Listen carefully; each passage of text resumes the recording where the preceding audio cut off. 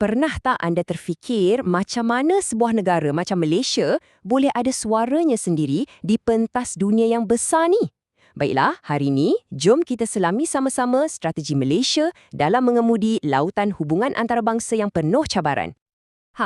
Ini dia soalan paling utama kan? Satu cabaran yang bukan saja untuk Malaysia tapi untuk banyak lagi negara lain. Jadi macam mana kita nak pastikan suara kita didengari? Jom kita bongkar jawapannya. Okey, untuk faham apa yang berlaku sekarang, kita kena undur sikit ke belakang. Kita kena tengok sejarahnya. Jom kita mulakan perjalanan ni kembali ke akar umbi dasar luar negara kita. Garis masa ni, ceritanya sangat mendalam.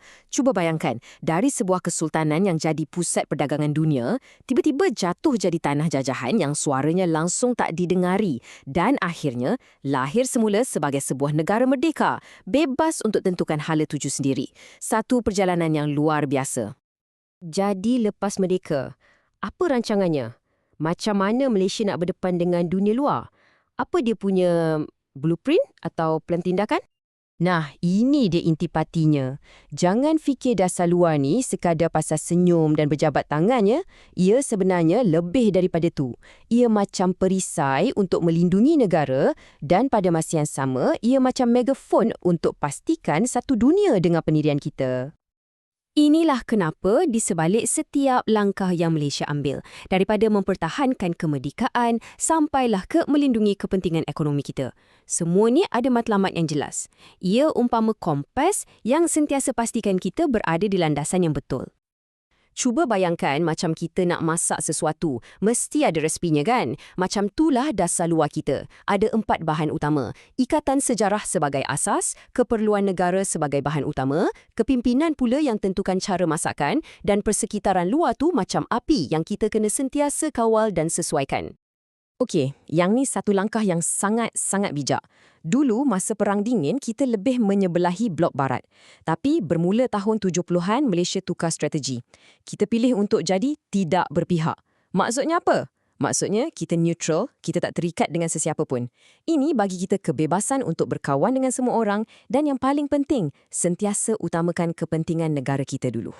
Jadi, macam mana dasar tidak berpihak ni diterjemahkan dalam tindakan?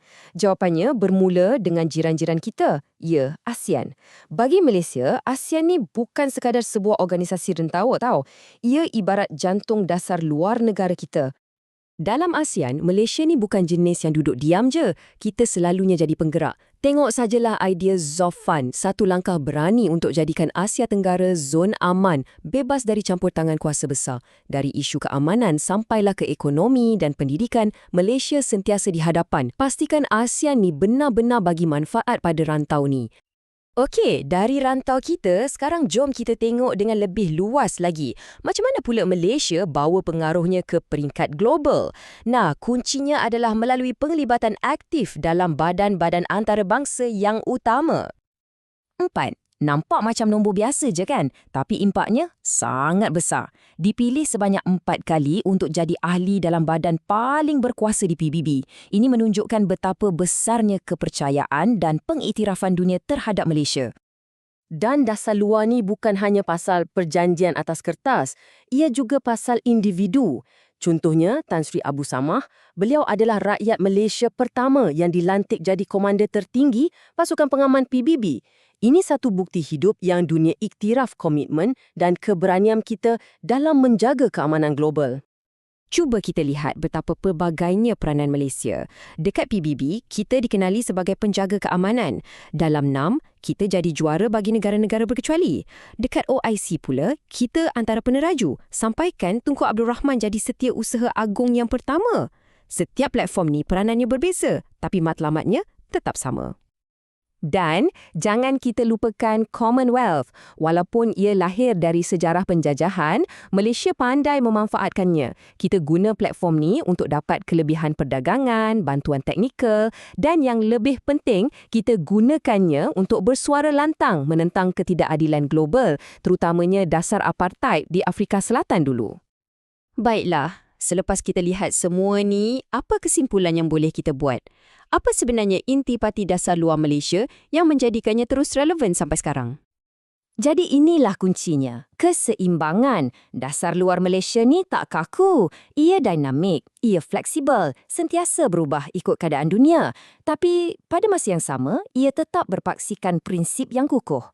Prinsip tidak berpihak dan yang paling utama, mempertahankan kedaulatan dan kepentingan negara. Dan untuk penutup, saya nak tinggalkan anda dengan satu soalan untuk difikirkan.